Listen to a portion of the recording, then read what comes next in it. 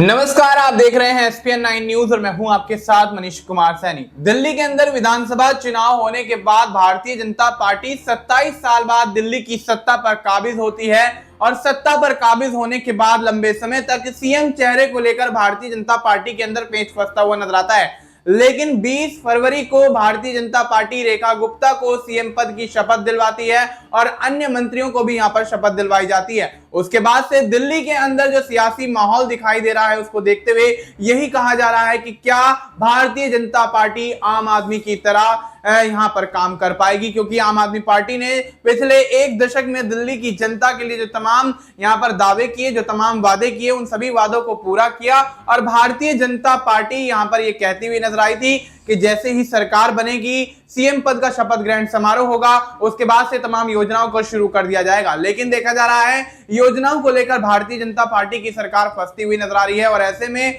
तमाम योजनाओं के बीच कहीं ना कहीं अब भारतीय जनता पार्टी के फंसने के बाद आम आदमी पार्टी, कांग्रेस लगातार हमलावर होती हुई नजर आ रही है और नवनिर्वाचित मुख्यमंत्री रेखा गुप्ता पर भी कहीं ना कहीं सवालिया निशान खड़े होते हुए नजर आ रहे हैं। और ऐसे में देखा गया कि किस तरह से जहां एक तरफ प्रवेश वर्मा का नाम सीएम पद की रेस में सबसे आगे चल रहा था और एंड मौके पर भारतीय जनता पार्टी ने बड़ा फैसला लेते हुए 19 तारीख की शाम को यह डिक्लेयर कर दिया कि दिल्ली की मुख्यमंत्री के तौर पर रेखा गुप्ता शपथ लेंगी। और ऐसे में प्रवेश वर्मा को उस दौरान बड़ा झटका लगता हुआ नजर आया था। लेकिन अब क्या तमाम योजनाओं को लेकर, तमाम कार्यों को लेकर जिस तरह से भारतीय जनता पार्टी की सरकार दिल्ली के अंदर घिरती हुई नजर आ रही है, क्या आम आदमी पार्टी यानी विपक्षी पार्टी यहां पर इसका फायदा उठाते हुए भारतीय जनता पार्टी को फिर से बड़े तौर पर घेरती हुई नजर आएगी? क्योंकि देखा जा रहा है 27 साल बाद सरकार बनाने के बाद भारतीय जनता पार्टी अब तमाम बड़े फैसलों को लेने में जिस तरह से देरी कर रही है, उसके चलते कहीं ना कहीं अब भारतीय जनता पार्टी की सरकार और सीएम के चेहरे पर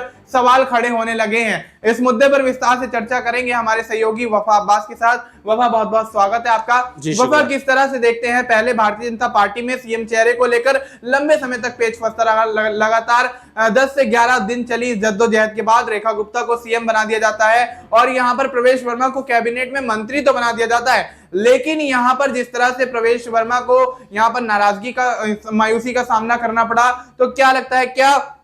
यहां जो मुश्किलें अब बढ़ती हुई नजर आ रही हैं तमाम योजनाओं को लेकर और यहां पर प्रवेश वर्मा को मुख्यमंत्री ना बनाने को लेकर, क्या यहां पर कोई बड़ा सियासी संग्राम छिड़ता हुआ नजर आएगा जिससे भारतीय जनता पार्टी की अंतर कलह भी बढ़ेगी और साथ ही विपक्षी आम आदमी पार्टी भी हमलावर होती हुई नजर आएगी? देखिए मनीष, अगर बात करें दिल्ली की, तो दिल्ली में जिस तरह से रेखा गुप्ता को सीएम बनाया गया तो अंतर कला बढ़ेगी नहीं बल्कि बढ़ चुकी है। अब वो अंतिम रूप क्या लेगी ये देखना काफी दिलचस्प हो जाएगा, क्योंकि प्रवेश वर्मा अभी भी बताया जा रहा है कि पार्टी से काफी ज्यादा नाराज हैं और कभी भी वो यहां पर बगावत कर सकते हैं। और सिर्फ प्रवेश वर्मा ही नहीं है, इसके अलावा मोहन सिंह बिष्ट है, मनोज तिवारी हैं और कई बड़े बड़े ऐसे नेता हैं जो सीएम पद की रेस में आगे थे। वो सभी रेखा गुप्ता को सीएम बनाए जाने से काफी ज्यादा नाराज हैं, क्योंकि नए चेहरे को, पहली ही बार के विधायक को आप सीधे मुख्यमंत्री बनाए दे रहे हैं, जो 5-5 बार से विधायक पहले से बनते हुए रहे हैं। यानी मोहन सिंह बिष्ट की बात कर लें, मोहन सिंह बिष्ट ने जब भी यहां पर जो है बीजेपी के झंडे गाड़े, जब पूरा दिल्ली से सफाया बीजेपी का होगा, यानी मैं बात कर रहा हूं 2015 की, जब बीजेपी की मात्र 3 सीटें आई थी। अरविंद केजरीवाल की आंधी में पूरी बीजेपी उड़ गई थी। 2020 में भी अरविंद केजरीवाल की आंधी में पूरी बीजेपी उड़ गई, मात्र 8 सीटें आई, जब भी मोहन सिंह बिष्ट ने अपनी सीट बचाने में बरकरार रहे। लेकिन उसके बावजूद ना तो उनको स्पीकर का पद दिया जाता है, ना ही सीएम पद दिया जाता है। और बात तो छोड़िए, ये तो बहुत बड़ी बात हो गई, उनको मंत्रिमंडल में भी जगह नहीं दी जाती है। तो कहीं ना कहीं ये बड़ा झटका, सबसे बड़ा झटका तो मोहन सिंह बिष्ट को लगा है। वहीं पर प्रवेश वर्मा की बात कर ले तो प्रवेश वर्मा सीएम पद की रेस में देखा गया सबसे आगे थे जब चुनाव होने वाले थे। उसके अलावा भी देखा गया कि काफी मौकों पर प्रवेश वर्मा अपने आप को सीएम पद के चेहरे के तौर पर देख रहे थे। लेकिन जिस तरह से उनको नजरअंदाज किया गया, तो ये साफ साफ उनके साथ में धोखाधड़ी जो है वो बीजेपी ने की है। तो ऐसे में उसका बदला लेने के लिए प्रवेश वर्मा अब आतुर हैं और ये देखा जा सकता है कि जल्द ही दिल्ली के अंदर बड़े उलटफेर हो और यहां पर रेखा गुप्ता की सरकार गिर सकती है। जो 27 सालों का सूखा बीजेपी का दिल्ली में खत्म तो जरूर हुआ, लेकिन वो कितने दिन टिक पाएगा ये देखना काफी दिलचस्प होने वाला है। क्योंकि अगर सरकार गिरती है तो अगले 5 सालों का इंतजार यहां पर बीजेपी को और दिल्ली के अंदर करना पड़ सकता है, यानी कि सरकार पूरी की पूरी धराशायी हो सकती है। जी बिल्कुल। तो ऐसे में प्रवेश वर्मा अगर बगावत कर देते हैं और पार्टी से कहीं ना कहीं अलग थलग होते हुए नजर आते हैं, तो यहाँ पर रेखा गुप्ता की सरकार भारतीय जनता पार्टी की सरकार बन सकती है और अगले 5 साल तक दिल्ली के अंदर भारतीय जनता पार्टी को सत्ता पर काबिज होने के लिए इंतजार करना पड़ेगा। और ऐसे में देखा जा रहा है भारतीय जनता पार्टी की अंतर कलह तो ठीक है, लेकिन यहां पर देखा जा रहा है कि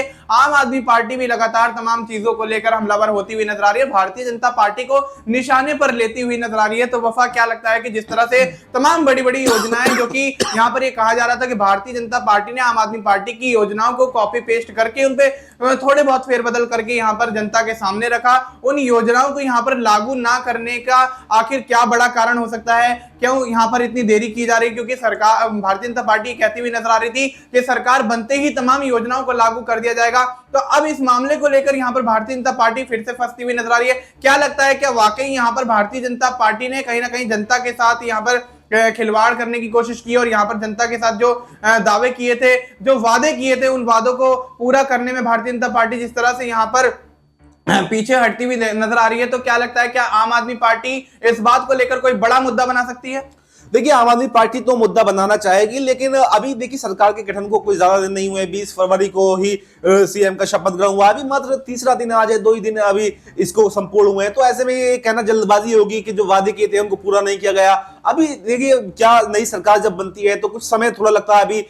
विधायकों का शपथ ग्रहण भी नहीं हुआ है। तो ऐसे में जब सरकार पूरी तरह से अस्तित्व में आएगी तो उसके बाद में देखा जाएगा कि काम करती है या नहीं करती है। लेकिन हाँ, ये बात बिल्कुल ठीक है, आम आदमी पार्टी जैसे आतिशी सिंह तो हमलावर हो भी गई है। उन्होंने कहा कि पहली कैबिनेट की मीटिंग हो गई है और पहली कैबिनेट की मीटिंग में जो महिला सम्मान राशि की बात की गई थी, महिला सम्मान योजना की बात की गई थी, उसको बीजेपी ने पास नहीं किया, जबकि बीजेपी ने कहा था कि हम पहले ही कैबिनेट में उसको पास करेंगे। लेकिन अभी ये कुछ कहना जल्दबाजी होगी कि आपने पास नहीं किया। मैं कहता हूं अभी कुछ समय दीजिए आप, 15-20 दिन, 1 महीना तो कम से कम सरकार को थोड़ा स्टेबल होने में लग जाता है। उसके बाद में ये देखना काफी दिलचस्प होने वाला है कि जो महिला सम्मान योजना की बात कही गई थी, जो बाकी के मुफ्त पानी की बात कही गई थी और दूसरी तरह की बातें की गई थी, वो उन वादों को पूरा करते हुए बीजेपी दिखाई देती है या नहीं देती है। हालांकि अगर बीजेपी के ट्रैक रिकॉर्ड की अगर बात कर लेते हैं तो बीजेपी अपने वादों को उतना पूरा नहीं करती है जितना कि और पार्टियां पूरा करने में सक्षम है। जैसे कि सबसे बड़ी बात कर लेते हैं हम, केंद्र की सरकार जब सत्ता में आई थी 2014 में, तो बीजेपी ने बड़े बड़े वादे किए थे। कहा था कि हम पेट्रोल 35 रुपए लीटर कर देंगे, गैस सिलेंडर इतने रुपए का कर देंगे, 2 करोड़ रोजगार देंगे। तमाम बड़े बड़े वादे यहां पर बीजेपी करती हुई दिखाई दी थी। लेकिन उन वादों में से कितने वादे पूरे हुए? वो उन वादों में से आज 11 साल गुजर चुके हैं, लेकिन 11 साल बाद भी वो वादे आज तक पूरे नहीं हो पाए, बल्कि उसके उलट होता हुआ दिखाई दिया। तो ऐसे में देखिए, बीजेपी ने अपने वादे तो पूरे नहीं किए, ट्रैक रिकॉर्ड तो बिल्कुल भी अच्छा नहीं है। उसी आधार पर शायद जो लोग हैं, जो आम आदमी पार्टी है, वो शायद आरोप लगा रही है कि यहां पर बीजेपी जो है अपने वादों को पूरा नहीं करे। लेकिन आने वाले समय में ये बिल्कुल देखा जा सकता है कि बीजेपी कोई बड़े उलट फेंक करे और दिल्ली के अंदर अपना जो वादे किए थे उनको पूरा करे, क्योंकि दिल्ली सेंट्रल की राजनीति में यहां से संदेश जो है देश के कोने कोने में जाता है। तो मुझे ऐसा लगता है कि जो 27 सालों का सूखा बीजेपी का दिल्ली के अंदर खत्म होने को आया है, तो बीजेपी यहां पर काम करेगी और आने वाले भविष्य में देखा जा सकता है कि एक बार फिर से यहां पर बीजेपी की सरकार बनती हुई दिखाई दे। जी बिल्कुल। तो ऐसे में कहीं ना कहीं भारतीय जनता पार्टी को और अपनी तमाम चीजों को लेकर कहीं ना कहीं अब यहां पर एक्टिव मोड में आने की जरूरत है, क्योंकि विपक्षी आम आदमी पार्टी लगातार इस बात को लेकर हमलावर है कि भारतीय जनता पार्टी ने जो दावे किए थे,